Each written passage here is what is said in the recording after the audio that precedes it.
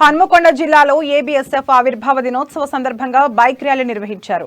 విద్యారంగ సమస్యలపై పోరాడి రాష్ట్ర వ్యాప్తంగా సంక్షేమ హాస్టల్ సాధించిన ఘనత అంబేద్కర్ స్టూడెంట్ ఫెడరేషన్ సభ్యులు అమరులు బండి బుచ్చన్నకే దక్కుతుందని అన్నారు. రాబోయే రోజుల్లో రాష్ట్ర వ్యాప్తంగా విద్యారంగ సమస్యలపై పోరాడి హక్కులు సాధించుకుంటామని అన్నారు. ఈ కార్యక్రమంలో ఏబీఎస్ఎఫ్ జిల్లా నాయకులు, విద్యార్థులు పాల్గొన్నారు.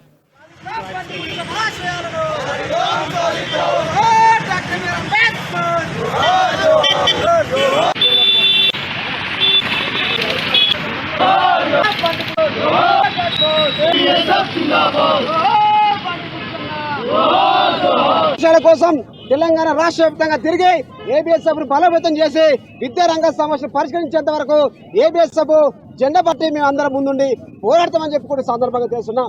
ఈ రోజు వాస్తవానికి ఏబీఎస్ఎఫ్ జెండా ద్వారా ఎన్నో సమస్యలు పరిష్కారం అయినాయి.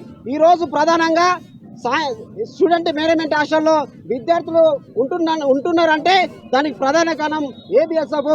ఆ రోజు అమరుడు బండి బుచ్చన్న ఏబీఎస్ఎఫ్ ఆధ్వర్యంలో అమరణ నిరాహార దీక్ష చేస్తే ఈ రోజు సంక్షేమ శాఖలు హాస్టల్ ఏర్పాటు కావడం జరిగింది.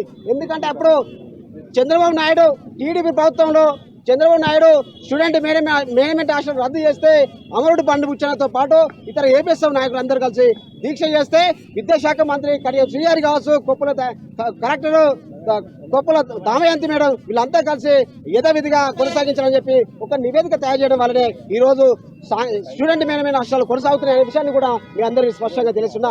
రాబోయే రోజుల్లో ఎస్సీ, ఎస్టీ, బీసీ మైనార్టీల కోసం, మైనార్టీ విద్యార్థుల పక్షాన మేము నిరంతరం పోరాడతామని చెప్పి సందర్భంగా తెలుస్తున్నా.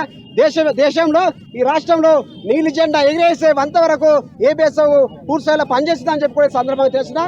అంబేద్కర్, పూలే, కాశం ఆశ